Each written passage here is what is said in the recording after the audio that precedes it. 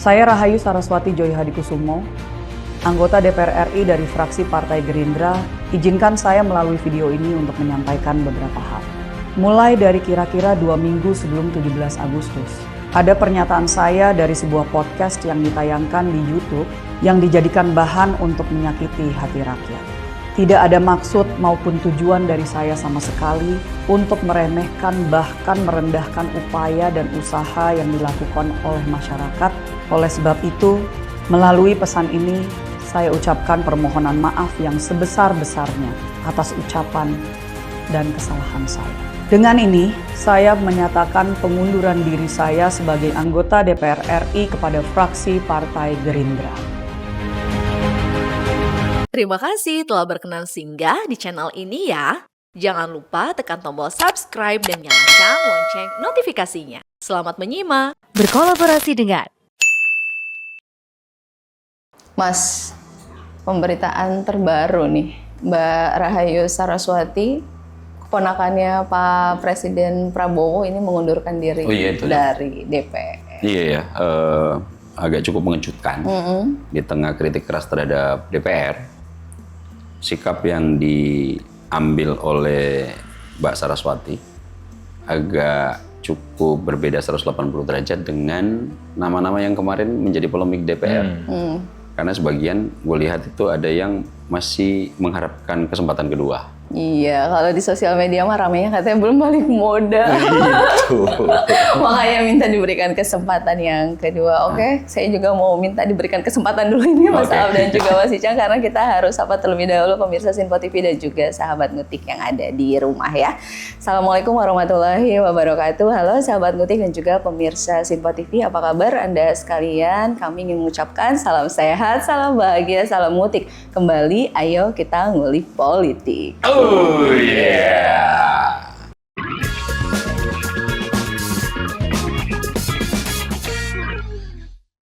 Baik Mas Aab dan juga Mas Icang, sahabat Ngutik dan juga pemirsa Sinpo TV. Kalau di awal tadi kita sudah membahas ini ya mengenai pemberitaan terbaru dari topik yaitu Mbak Rahayu Saraswati Joyo Hadikusumo yang mengundurkan diri dari DPR RI. Tapi ternyata nggak hanya satu isu itu aja tuh Mas yang juga menjadi sorotan di media massa maupun media mainstream ya. Pekan ini ya? Betul, di pekan ini. Nah, kebetulan sekali memang di pekan ini juga kita tidak akan membahas isu yang spesifik ya, tidak akan membahas satu topik saja. Udah siap Mas Abdul Mas Icang? Karena tim Ngutik nih, tim risetnya sudah menyiapkan berbagai macam, banyak sekali topik yang akan kita bahas ya. Ya kalau kita kan cuma komentator. Jadi penimpal lagi. Penimpal Kita aja. akan rangkum dalam episode Ngutik sepekan kali ini. Dan untuk uraian berita-beritanya itu yang sudah saya catat juga begitu Mas Aab dan Mas Icang, mungkin kalau misalnya ada tambahan monggo langsung aja disampaikan. Ini yang pertama ya tentu aja yang juga udah kita bahas ya Mas ya, kemarin ada episode mengenai reshuffle-nya kabinet. Itu kemarin udah kita ulik, tapi nanti boleh lah ya kita recall lagi sedikit. Kemudian tadi yang juga sudah kita sampaikan, sempat diskusikan, yaitu kemunduran dari Ibu Rahayu Saraswati Joyo Hadikusumo ini dari posisinya di anggota DPR Republik Indonesia. Dari kemundurannya Ibu Rahayu Saraswati ini memunculkan banyak spekulasi dari masyarakat nih, terutama adalah posisinya Menpora yang apakah akan diisi. Betul, yang masih kosong. Apakah salah satu namanya yang muncul adalah beliau Mas. Oh gitu. Iya, dan juga banyak nama-nama lainnya memang yang muncul. Nah mungkin saya uraikan aja ya Mas ya. Saya akan dari catatan saya begitu, saya akan baca di sini ada dari Raffi Ahmad. Kemudian ada yang sempat juga kita kemarin betul Putri Komarudin. Kemudian ada juga kalau Mas Icang kemarin spillnya pembalap katanya Moreno ya, betul, dan juga ini ada Wamenporanya sekarang. Iya, Taufik Hidayat itu juga. Nah itu adalah masih dalam satu topik reshuffle-nya kabinet ya Mas ya, begitu kita bisa kategorikan. Nah kemudian ini juga yang lagi banyak jadi sorotan pemberitaan yaitu RUU yang sedang dibahas di DPR. Yang pertama itu adalah RUU perampasan aset, ini masuk ke Prolegnas, Program Legislasi Nasional Prioritas 2025. Kemudian ada juga RUU PPRT nih yang memposisikan pekerja rumah tangga sebagai pekerja formal. Oh iya, itu hadiah Pak Prabowo pas perayaan Hari Buruh, Cang. Ya, Hari Buruh. Oke, nah selanjutnya ini di sisi lain juga masih nih Mas santer banget mengenai kasus-kasus korupsi. Nadiem Makarim itu sudah resmi tertangkap dari kasus korupsi di Kejaksaan Agung ya, pengadaan. Betul, jadi tersangka, kemudian kasus dugaan korupsi kuota haji dan penyitaan aset ASN-nya Kemenag. Itu nah, juga untuk yang haji ini nanti Mas Icang punya bahan tuh. Ada indikator bahwa kuota haji itu bersangkutan sama Mas Dito ya. Oh ya, ada. Nah, ngomongin Mas Dito nih Mas, ternyata Mas Dito juga ada yang mengatakan bahwa ini kenanya reshuffle itu karena pernah ada isu pengembalian uang sebesar 27 miliar yang kasusnya yang kejaksaan itu BTS kan, BTS lalu. Yang paling recent justru yang korupsi kuota haji. Ada juga.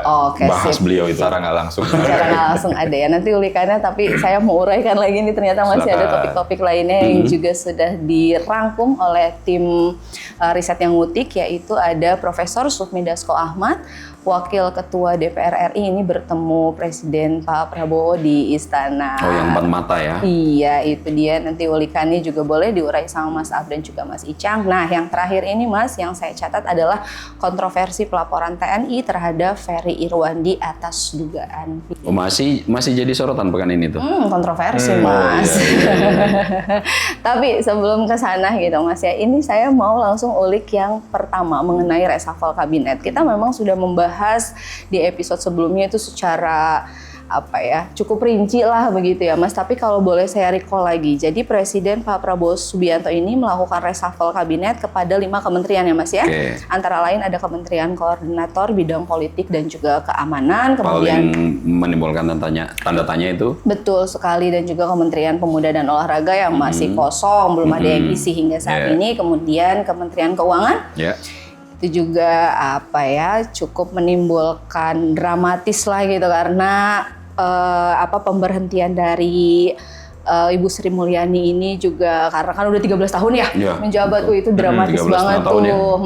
Kemudian juga ada Kementerian Perlindungan Pekerja Migran Indonesia, P2MI, kemudian Kementerian Koperasi. Nah, untuk menambahkan topik tersebut begitu, saya juga sudah mencatat. Jadi melalui Mensesnek Bapak Prasetyo Hadi ini juga reshuffle ini merupakan bagian dari upaya penyegaran dan penguatan pemerintah demi mendukung stabilitas dan efektivitas Kabinet Merah Putih sesuai kebutuhan saat ini. Meskipun yang kemarin juga kita sudah bahas ya Mas ya, pencopotan dari Bapak Budi Gunawan ini juga dari elit PDIP itu sudah menghormati keputusan yang diberikan. Hak prerogatif Presiden. Menyatakan seperti itu. Kemudian, kalau kemarin kan kita masih bimbang nih penggantinya, itu kan masih belum ada. Kalau sekarang udah ada nih, ternyata interimnya itu adalah Menhan. Menteri Pertahanan, Pak Safri ya. Betul. Pak Safri Samsudin. Iya. Nah, yang ini nih kemudian yang saya ingin ulikan ya Mas. Seiring dengan keputusannya dari Mbak Rahayu Saraswati ini, perhatian publik nih tertuju kepada spekulasi mengenai peluangnya Mbak Rahayu ini masuk ke kabinet sebagai Menteri Pemuda dan juga Olahraga, karena posisi tersebut juga kan masih kosong ya sampai saat ini. Namun kalau yang saya catat dari pihak pemerintah maupun Partai Gerindra sendiri ini belum memberikan konfirmasi resmi terkait isu tersebut. Dari Mas Ab dan juga Mas Icang, ini ulikannya gimana nih Mas terkait isu ini? Kalau untuk mundurnya Mbak Rahayu Saraswati, ini sebetulnya sebuah keputusan yang kalau boleh gua kategorikan dalam arti keputusan yang tidak banyak diambil oleh banyak kalangan, nggak populer nih ya kan?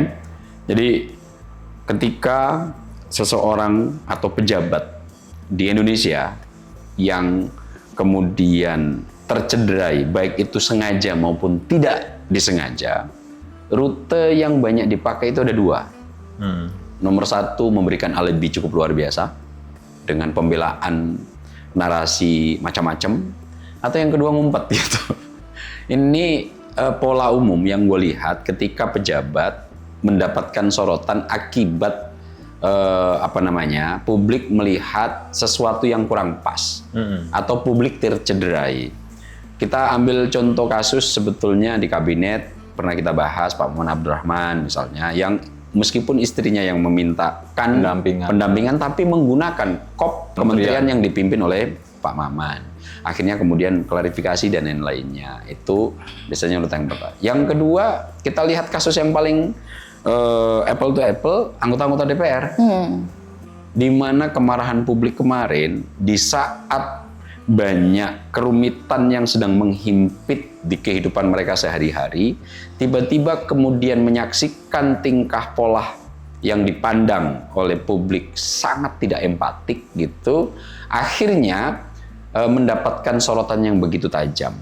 Akan tetapi kemudian mereka lebih banyak mengambil rute minta maaf. Bahkan ada satu nih yang gue lihat itu sempat meminta untuk diberikan kesempatan kedua dalam konteks memperbaiki diri. Memohon kesempatan kedua.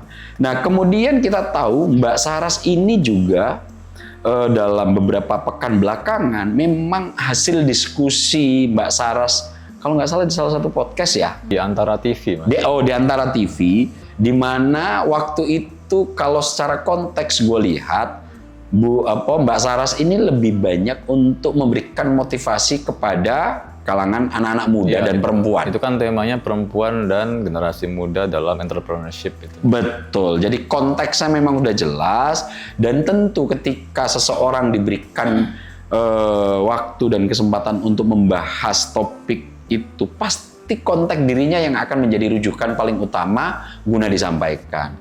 Nah, mungkin karena memang konteksnya sudah cukup jelas gitu, peran perempuan ya, perempuan dan generasi muda dalam konteks membangun entrepreneurship. Tentu rute-rute dalam membangun entrepreneurship ini yang akan ditonjolkan, dan pasti pengalaman Mbak Saras sendiri yang akan banyak dibedah sebagai representasi ini loh rute yang mungkin bagi Mbak Saras itu sesuatu yang berhasil. Tapi kemudian reaksi publik kan agak cukup berbeda nih. Ternyata publik menganggap lu itu punya privilege. Betul. Lo precet sudah pakai garpu emas.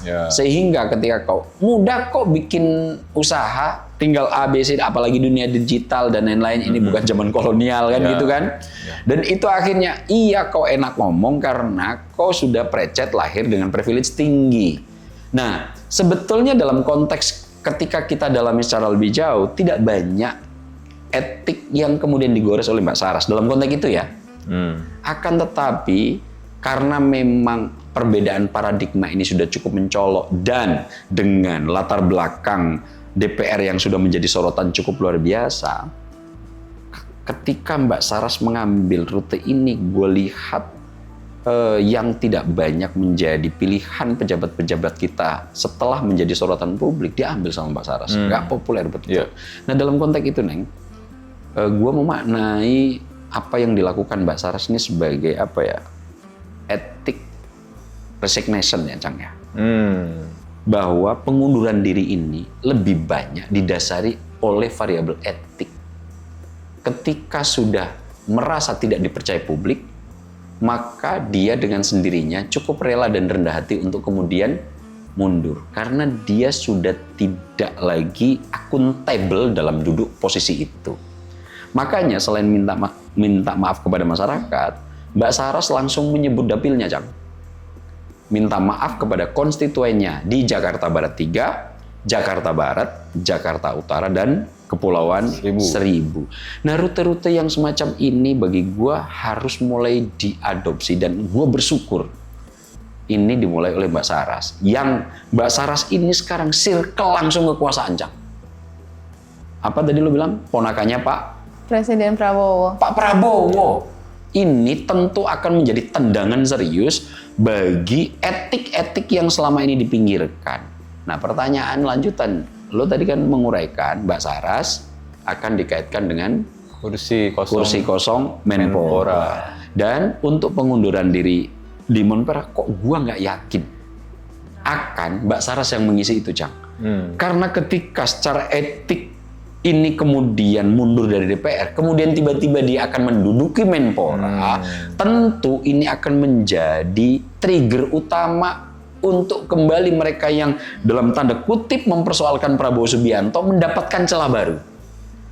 Dalam analisis gua, ini analisis gua aja, agak cukup kecil kemungkinannya seandainya ditunjuk pun Mbak Saras akan menerima posisi ini. Kenapa? Karena ketika viral dalam konteks pernyataannya dalam diskusi formal, konteksnya benar. Yang diceritakan adalah pengalaman pribadi Mbak Saras. Kemudian itu dipandang kurang tepat dan kurang empatik, Mbak Saras mundur nih. Tiba-tiba dalam posisi mundur ini kemudian ada celah lowongan baru Menpora yang sampai detik ini belum ditentukan, kemudian Mbak Saras akan mengambil itu. Gua nggak cukup yakin. Nah, gua berharap aja pengunduran diri Mbak Saras ini sekarang lagi diproses oleh fraksi Gerindra, Mas Bambang Haryadi sudah mengeluarkan pernyataan bahwa akan diproses sesuai dengan prosedur internal. Ketua Harian Partai Gerindra, Profesor Sumida Ahmad juga belum banyak memberikan komentar karena akan melihat secara detail mekanisme pengunduran ini yang akan dibahas dalam Mahkamah Partai. Nah, dalam situasi ini, kalau dikaitkan dengan posisi Menpora, gua nggak cukup yakin kalau kemudian Mbak Saras yang akan mengisi posisi itu. Kenapa? Ini logika sederhana gua aja, Cang.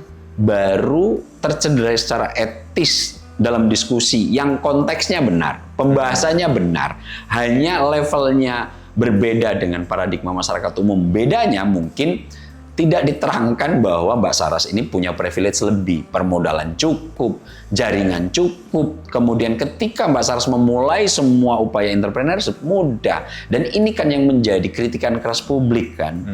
Nah, enak betul kalau Mbak Saras yang ngomong begitu. Nah, kalau seandainya kita yang mulai nih, Cang, kan gitu pikiran publik ini, nggak semudah yang kau katakan. Garis startnya beda. Ya, garis startnya beda. Nah, terkait, lagi-lagi gue ulang, kalau akan mengisi posisi Menpora, gua nggak cukup yakin karena baru terjadi di situ aja Mbak Saras sudah mundur. Apalagi nanti tiba-tiba mengisi pos Menpora.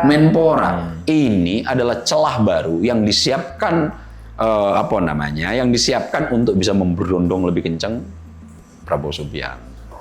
Oke, mengenai pos dari Menpora yang masih kosong, kalau ulikannya Mas Aap tadi ditambahkan sama Mas Icang, ini sepertinya Mbak Saras ini tidak mengisi pos itu, tapi muncul banyak nama nih yang mengisi pos itu.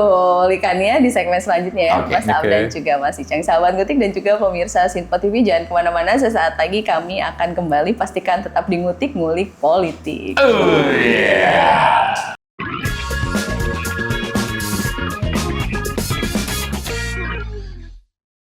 Sahabat Ngutik dan juga pemirsa Sinpo TV, kembali lagi di Ngutik, ayo kita ngulik politik. Oke, Mas Aap dan juga Mas Icang, kita boleh nih melanjutkan kembali ini pembahasan mengenai, kalau saya boleh bertanya begitu ya, sosok kursi Menpora yang masih kosong ini sebetulnya, atau dari ulikan Mas Aap dan juga Mas Icang, cocoknya diisi oleh orang yang seperti apa sih Mas gitu? Karena ini namanya banyak banget nih Mas ya, yang muncul ke publik, ke media gitu ya. Kalau ulikannya Mas Aap dan juga Mas Icang, sosok siapa yang cocok untuk mengisi kursi? Kalau gue sih kayaknya bukan siapa sosok yang cocok ini. Kalau sosok personal itu kan kadang-kadang ada yang mungkin bisa diisi olahragawan, tapi kalau diisi olahragawan apakah dia punya tingkat manajerial yang cukup baik? Kalau gue sih selalu sektor manajerial, Cang. Itu yang paling utama. Karena pos kementerian itu adalah lebih banyak koordinatif, lebih banyak delegatif gitu ya, lebih banyak memberikan tugas kepada orang-orang yang tepat. Tapi yang menjadi pertanyaan gue malah ini jatahnya parpol siapa gitu. Iya. Ini karena awalnya kan ini punyanya Golkar, Cang ya. Nah, akan tetapi ternyata Golkar untuk di Kementerian P2MI yang awalnya punya PKB sudah diambil oleh Golkar. Dan pernyataan Pak Bahlil Lahadalia, seandainya Golkar pun tidak akan mengisi pos ini, sudah berkenan. Artinya apa? Karena kursi Golkar meskipun Menpora sudah di reshuffle, jatahnya tetap 8 kalau nggak salah, Cang. Ya, impas ya. Impas ya gitu. Nah, yang menarik itu seberapa lama ini akan diisi gitu. Nah, gua akan merujuk pada pernyataannya Pak Prabowo, Cang.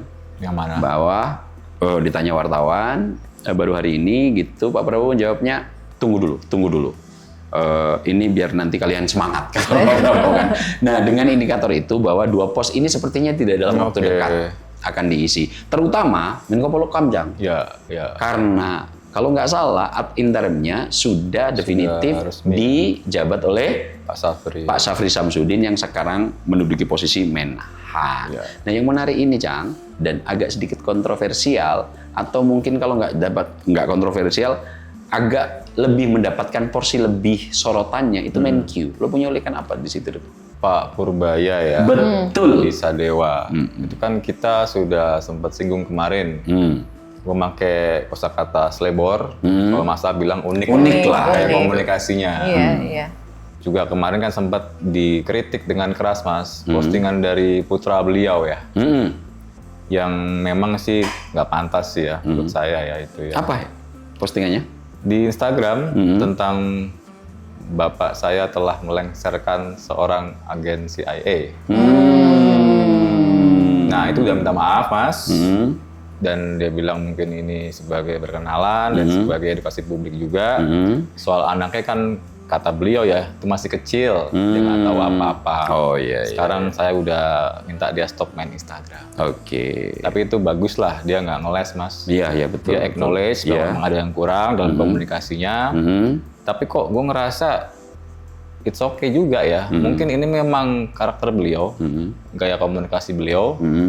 Kita aja mungkin yang belum siap untuk melihat pengganti seorang SMI yang cukup hati-hati dan sangat prudent dalam berbicara gitu, Mas ya. Jadi yang kalau gue lebih ke kita lihat nanti aja gimana performa sepak terjang Pak Purbaya ke depan gitu kan. Kita kasih waktu ya. Kita kasih waktu karena kan sangat terbelah ya. Respons dari publik, dari ekonom. Ada juga yang melihat Pak Purbaya ini sebagai angin segar. Karena kan kalau Bu SMI terkenal dengan prudent kehati-hatiannya, Pak Purbaya ini mungkin bisa lebih akan ada terobosan dalam fiskal gitu. Ya, dan ada juga yang menilai akan berani juga melakukan perubahan APBN dalam struktur yang lebih radikal gitu. Ya, karena kan kita mau ngincar growth itu kan, Mas ya. Tapi ya oke lah, kita lihat sih aja nanti gimana Pak Purbaya ke depannya kan ya.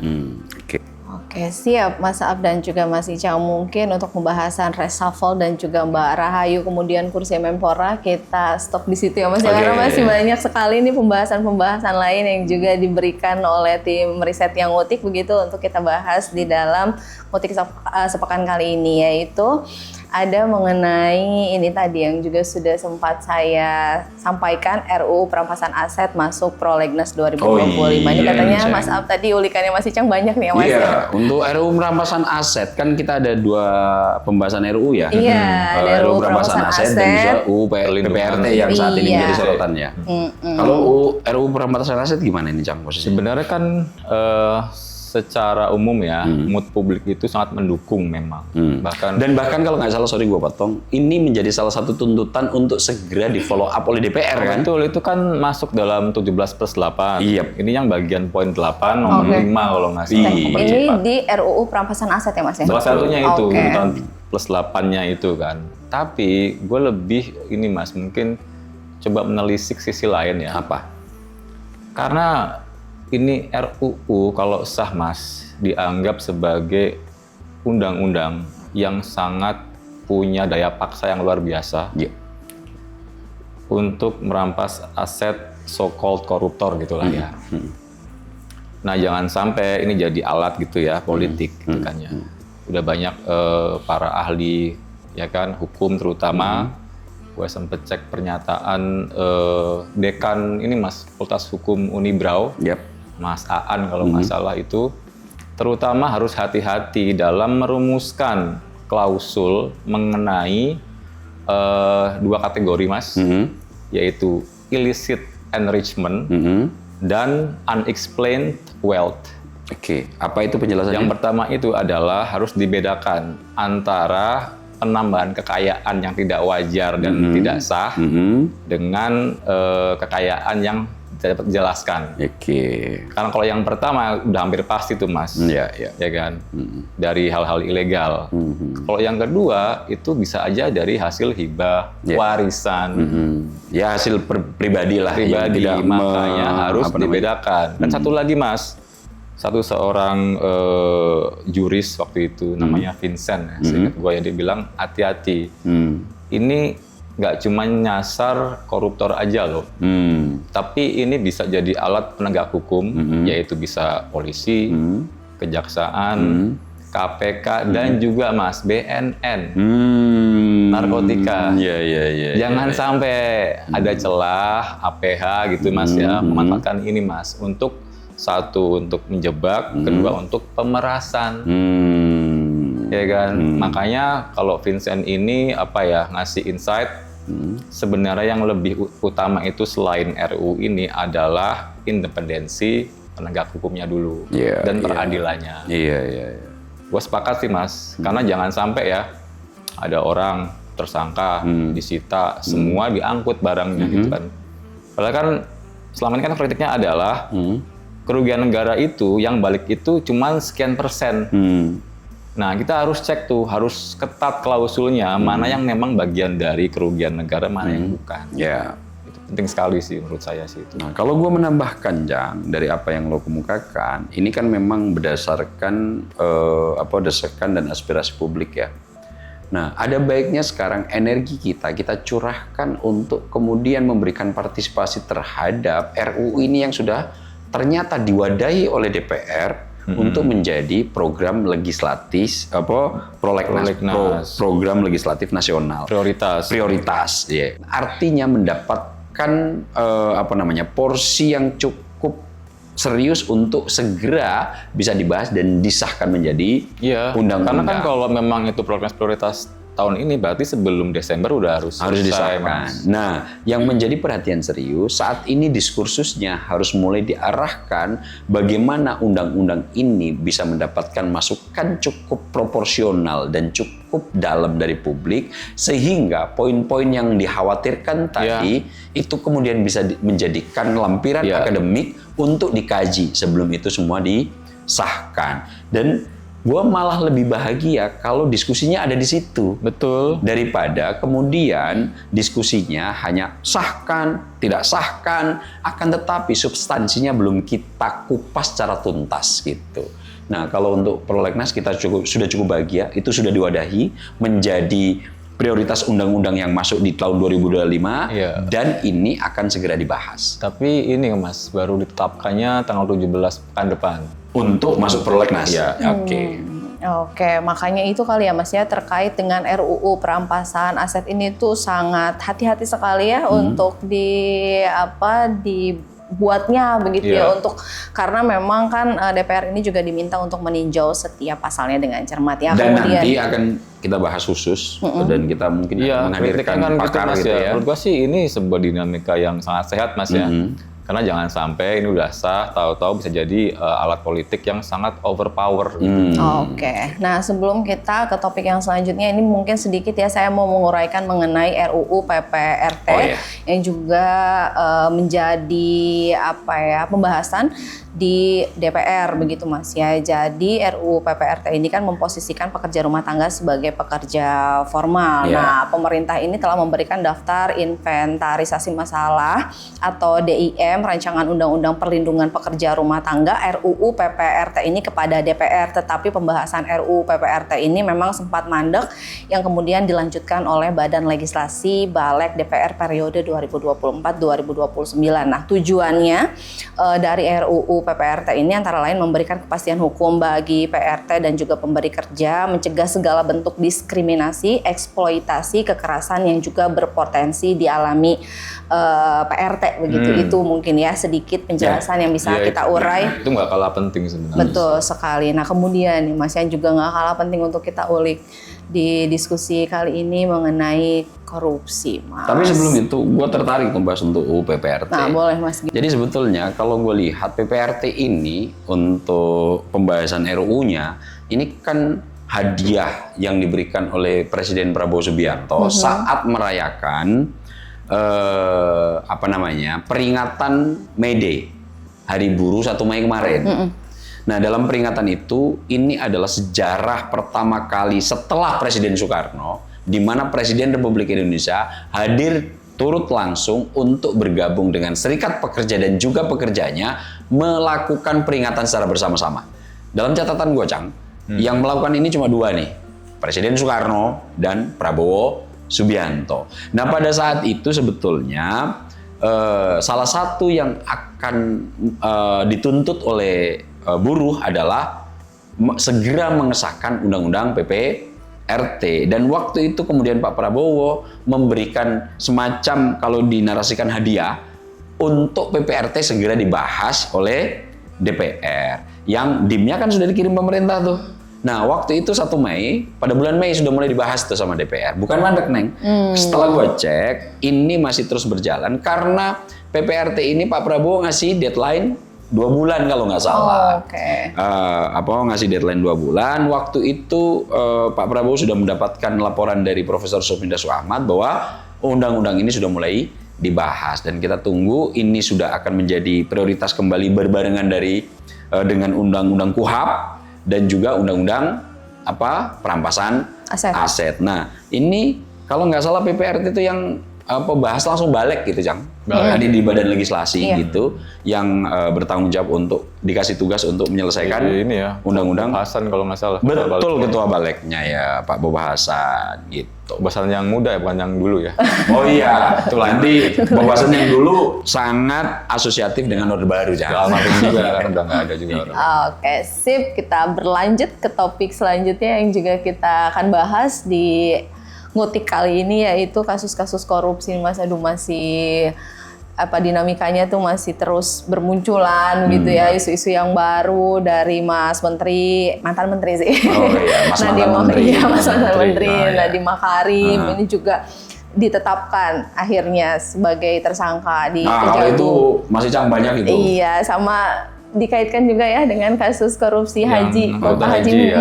Boleh langsung Mas ulikannya. Kalau Mas Menteri kan tadi sudah ya kemarin juga, dan paling kan tambahan kan ada juga yang di KPK ya Mas ya. Oh iya, kalau di KPK itu beda ya kasusnya sama yang kejaksaan ya? Itu kan Chromebook atau laptop. Iya, yang sampai 1 triliun ya, hitung-hitungan BPK ya, 1 triliun lebih. Ya. Kalau di KPK apa? Itu cloud, Google Cloud. Oh, komputasi awan, iya, bahasa komputasi Indonesia. awan, betul. Tapi kan sudah ada juga itu statement dari Pak Hotman Paris ya. Beliau masih bersikukuh tidak menerima sepeser pun Mas Nadiem. Tapi let's see lah ke depan gimana nanti. Hotman Paris ini pengacaranya Mas Nadiem Makarim. Nah, kita bergeser ke korupsi kuota haji ya. Oh iya, itu gimana sih, Cang? Apa ceritanya tuh? Jadi ini memang kreatifnya para pejabat kita, Mas ya, dalam melakukan korupsi. Gue sampai merenung loh, Cang. Ini kreatifnya pejabat gitu. Maksudnya apa gitu? Sebetulnya kan di UU nomor 8 tahun 2019 itu disebut, Mas. Kuota khusus dengan kuota reguler itu tuh gapnya jauh. Reguler itu 92%, khusus itu cuma 8%. Oke. Nah, dibuatlah oleh para pejabat ini yang kreatif ini ya. Kreatif. Jadi 50-50, Mas. Oke. Jadi sebentar. Penambahan kuota haji yang waktu itu kalau nggak salah diminta Pak Jokowi ya? Betul, kan itu kan sesuai dengan jumlah umat Islam di setiap negara ya, 1/1000. Oke. Kita kan baru jutaan umat Islam, jadi dapat 200.000-an. Dapat ya. Itu kan menambah itu untuk melonggarkan antrian haji. Antrian kita terlama itu dengan tanpa ada kompensasi penambahan itu berapa tahun ya? 47 tahun. 47 tahun baru bisa berangkat haji. Ini kan sesuai dengan proporsi penduduk. Iya. Paling rendah kan Papua, Mas. Itu 11 tahun. Paling tinggi Jabar, 47 sekian tahun. Hampir 50 tahun lah, Cang. Yes. Kalau dapat kuota, itu tuh bisa range 1-2 tahun bisa berangkat. Bisa berangkat. Yang khusus, lebih pendek ya. Nah, kuota ini, Mas, ternyata 50-50 ini yang harusnya cuma 8%, itu adalah diduga ditengarai kong kali kong pejabat di Kemenak dengan Asosiasi Biro Travel Haji. Yang mana dari salah satunya itu yang paling besar itu foundernya udah dicekal, Mas. Berapa orang yang sudah dicekal ke luar Ada negeri? 3 orang, yang dua itu pejabat, yaitu ex-Menak, Oke. Gus Y itu kan, Iya. staf susnya dia. Satu lagi ini adalah pemilik Biro Haji Besar yang ternyata merupakan mertua dari ex-Menpora kemarin. Dito Aryo Tejo. Yes. Jadi ini mungkin puzzle-nya mulai nemu, Mas, Terkuak ya. Kalau tadi Neng Tia nyebut kasus BTS yang kan 2 tahun pengembalian lalu ya. Iya, pengembalian uang 27 M ya kalau nggak salah ya. Ternyata ada yang lebih fresh. Beliau ini adalah mertua dari Mas Dito. Dan ini kerugiannya luar biasa, Mas. Bayangkan yang harusnya itu 20.000 kuota kan, dikasih tambahan dari Arab Saudi. 8% kan harusnya berarti cuma berapa tuh, Mas? 8% dari 20.000 ya 1.600. sekitar 1.600. Iya. Jadi 50% jadi berapa berarti? Berarti 10.000. 10.000 dong, Cang. Berarti berapa? 8 kali lipat ya? Bus. Dikurang. Gue sampai mau keluar kata yang nggak pantas nih, Cang. Bentar, Cang. Iya. Gue membayangkan aja. Berarti 10.000 kan? 10.000 kuota. Nah, kalau 10.000 kan di kuota ini ada yang harus rela bayar 400 juta sampai 1 M, Cang. Emang segitu, jadi itu ditengarai, Mas, dijual per kuota sampai segitu. Segitu? 400 juta per kuota. Nah, itu dikali 10.000. 10.000 aja berapa? Masya Allah. Makanya kan kemarin sudah ada yang disita ya. Iya. 2 rumah senilai 6, sekian miliar. Iya. Iya. Tapi diakui oleh Gus Y bukan rumahnya. Nah itu, bahkan KPK ini juga sempat bilang, Mas, ya, statementnya mungkin nggak akan berhenti cuman di Kemenak, juga bisa ke organisasi agama katanya. Tapi mereka nggak mau berspekulasi lebih lanjut dan hanya bilang tunggu saja, waktu dekat ini akan ada tersangka utama katanya. Yang gua cuma ini kan, Cang. Insya Allah untuk berangkat ke Mekah, antrian Jawa Barat hampir 50 Yes. tahun. Itu yang reguler itu, Mas. Yang reguler. Itu kalau misalnya, Cang, gua daftar sekarang, gua di Jawa Barat, Cang. Iya. Gua daftar sekarang, hampir mendekati usia 100 tahun. 2000, iya. Baru bisa berangkat haji, Cang. Berarti berapa tuh? Masya Allah. 2072 ya? Iya. Dan itu emang gue udah masih kuat untuk tawaf, Cang. Iya. Sa'i. Oke, sahabat Ngutik dan juga pemirsa Sinpo TV, kita harus jeda terlebih dahulu di segmen ini. Nanti kita akan lanjutkan ulikan di segmen selanjutnya. Jadi jangan kemana-mana, pastikan tetap di Ngutik, ngulik politik. Oh yeah.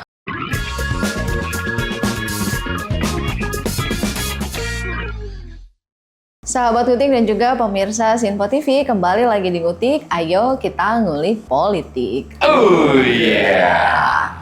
Baik sahabat Ngutik dan juga pemirsa Sinpo TV, Mas Aab dan juga Mas Icang, ini kita sudah sampai di segmen yang terakhir ya Mas ya. Tapi sebelum itu saya mau lanjutkan ini ulikan mengenai korupsi kuota haji, kayaknya masih banyak ya Mas. Informasi yang bisa disampaikan sama Mas Icang, monggo Mas. Tadi kan saya sedikit satir bilang sangat kreatif ya. Dan ini kan juga Sempat bikin gue bingung tadi, Cang. apanya gitu kan. Iya. Dan gak cuman haji kan, dulu kita juga ada, Mas, korupsi pengadaan Al-Quran. Oh iya, Masya Allah. Itu. Tahun 2011-12 sampai berapa puluh miliar. Nah, sekarang ini korupsi haji ya akan lagi diperiksa nih, Mas. Katanya akan ada tersangka utama. Tapi juga yang menarik kemarin sempat di media mungkin pada lihat ini ya, seorang ulama sangat terkenal, Mas. Oh iya, diperiksa KPK sebagai saksi ya? Sebagai saksi fakta, Mas. Iya. Ustadz Khalid Basalamah. Iya, betul. Diperiksa selama 7,5 jam kalau nggak salah. Ketika preskon sih beliau sih menuturkan bahwa menjadi saksi fakta yang mana beliau mengaku sebagai korban juga sebetulnya. Karena kan beliau punya biro haji juga, agen travel juga. Tadinya itu mau berangkat rombongannya pakai kuota haji Furoda, undangan dari KSA langsung ya, Saudi Arabia langsung. Namun ternyata ada yang menawarkan, Mas. Iya, pakai visa itu ya. Dari Pekanbaru kalau nggak salah. Nah, KPK ini ingin mendalami sebenarnya, termasuk fakta-faktanya, berapa biayanya segala macam gitu kan.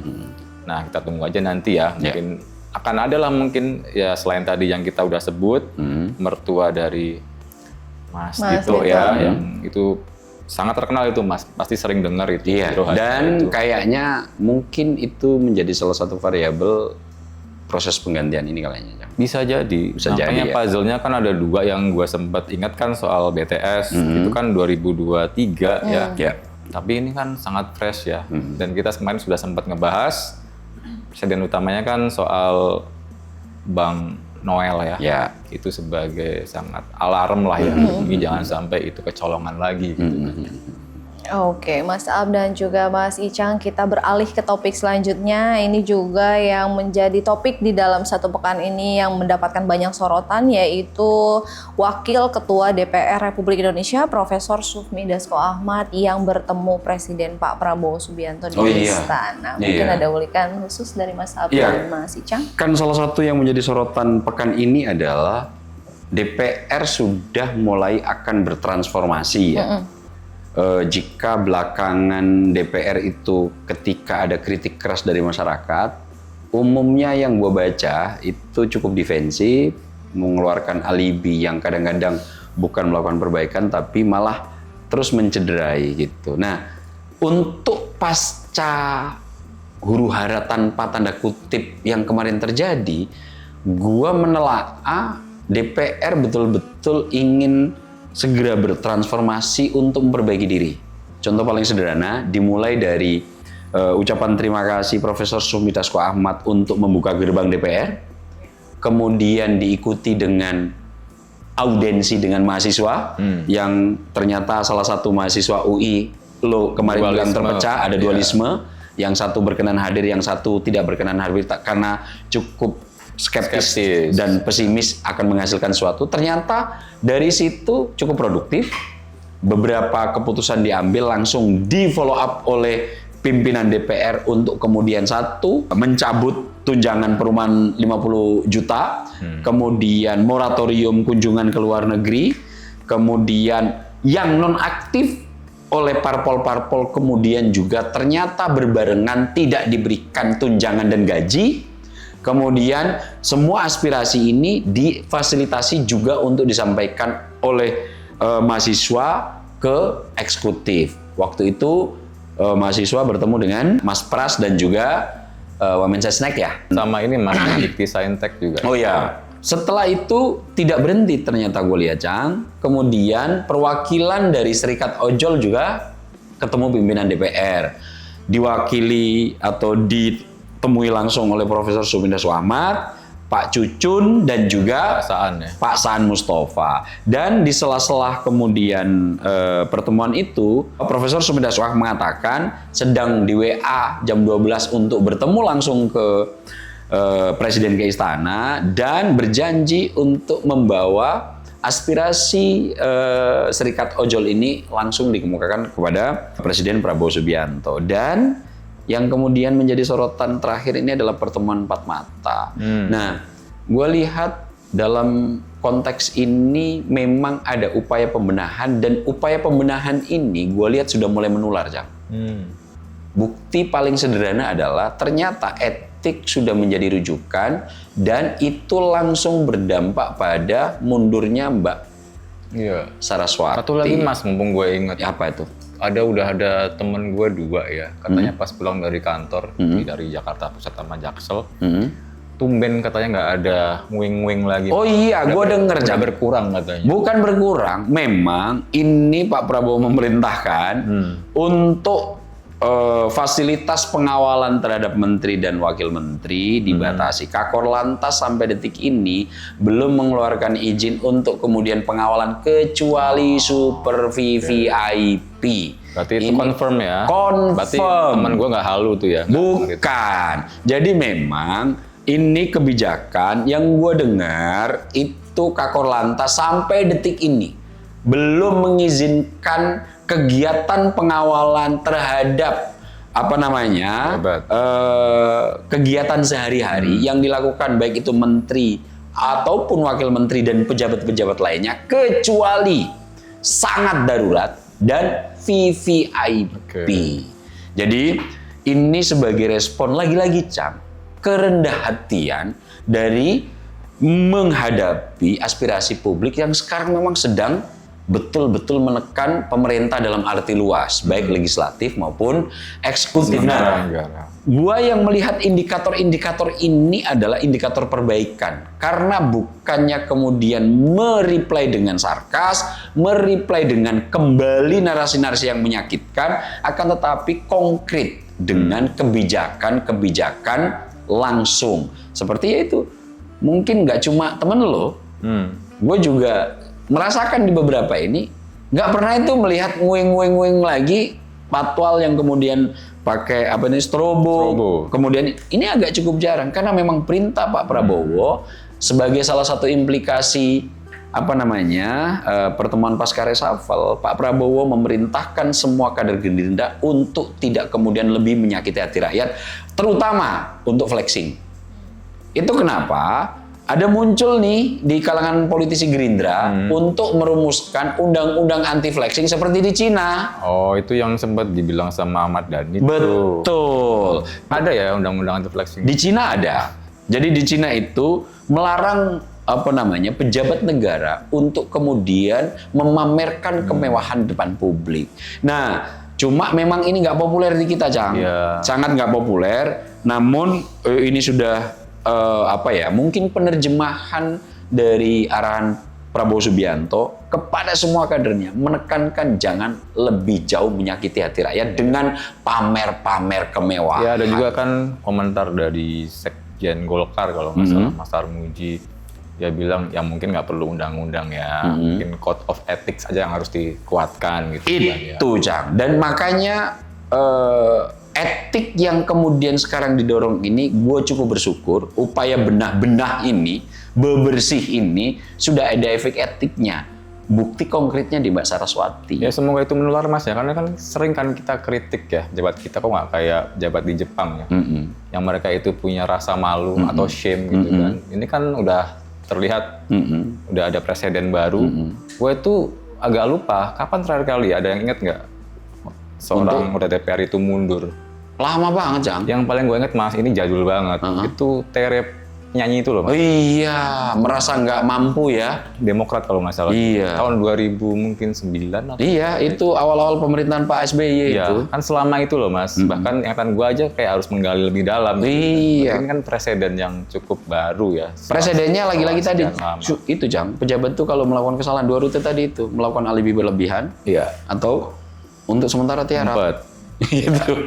Nah, ini menjadi presiden yang mudah-mudahan menular lah dari Mbak Saras ini, dan upaya perbaikan yang nahkodai oleh Mbak Puan dan Profesor Sumi Dasko Ahmad ini betul-betul nanti bisa menular ke pejabat-pejabat yang lain. Dan kemudian yang sekarang perintah Pak Prabowo untuk tidak flexing kadernya juga merupakan himbauan kepada seluruh masyarakat, bagi mereka yang kaya, jangan lagi flexing lagi gitu. Di tengah situasi yang kemarin kajian dari Menkyu sendiri, kelas menengah ini cukup menjerit gitu.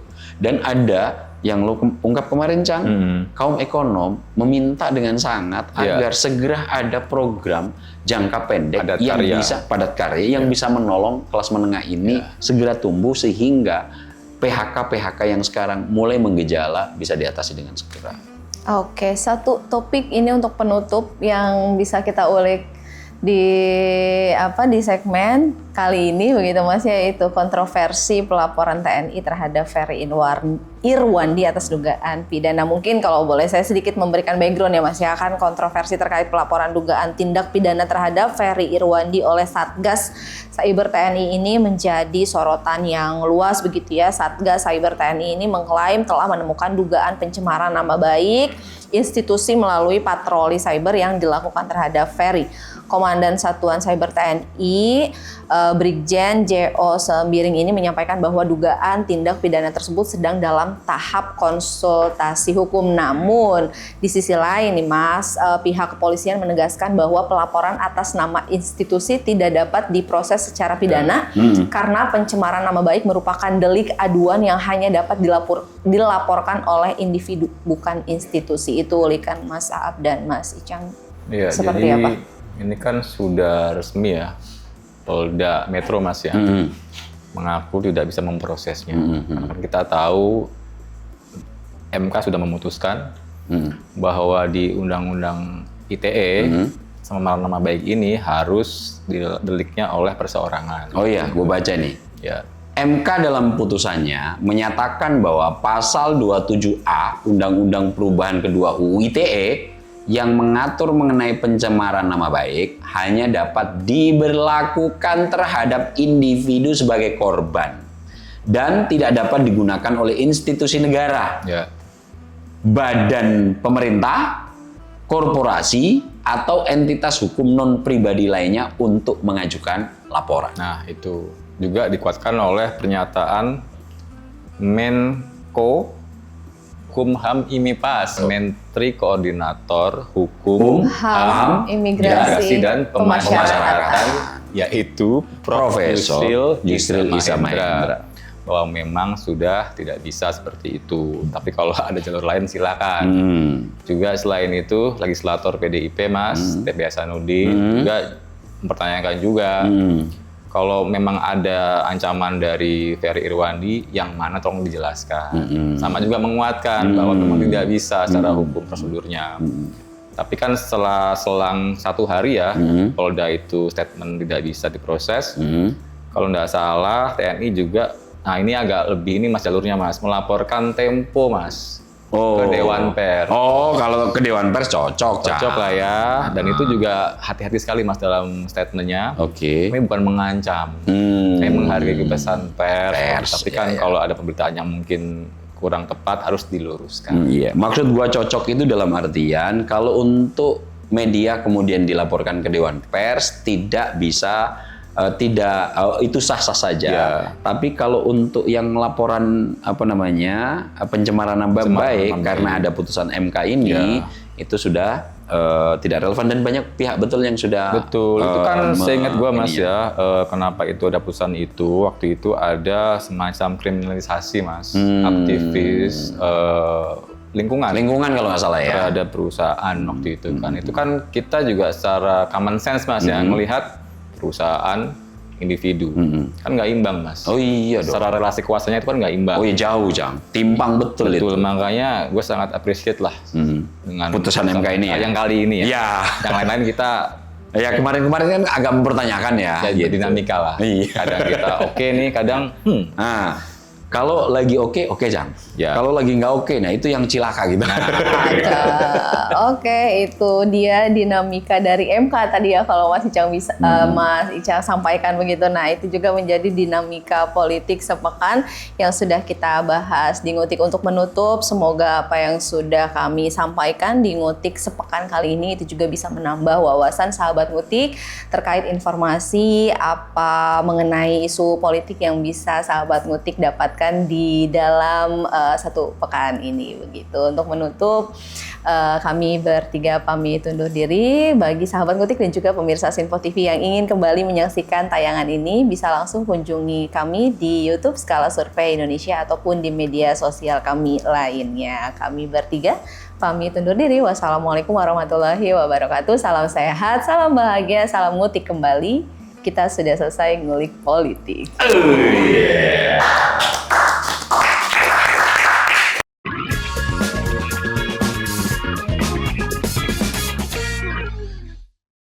Terima kasih sudah menonton video ini sampai akhir ya. Agar tidak tertinggal video-video kami selanjutnya, yuk jangan lupa tekan tombol subscribe dan nyalakan lonceng notifikasinya. Dan untuk berdiskusi, silahkan tulis pendapatmu di kolom komentar ya.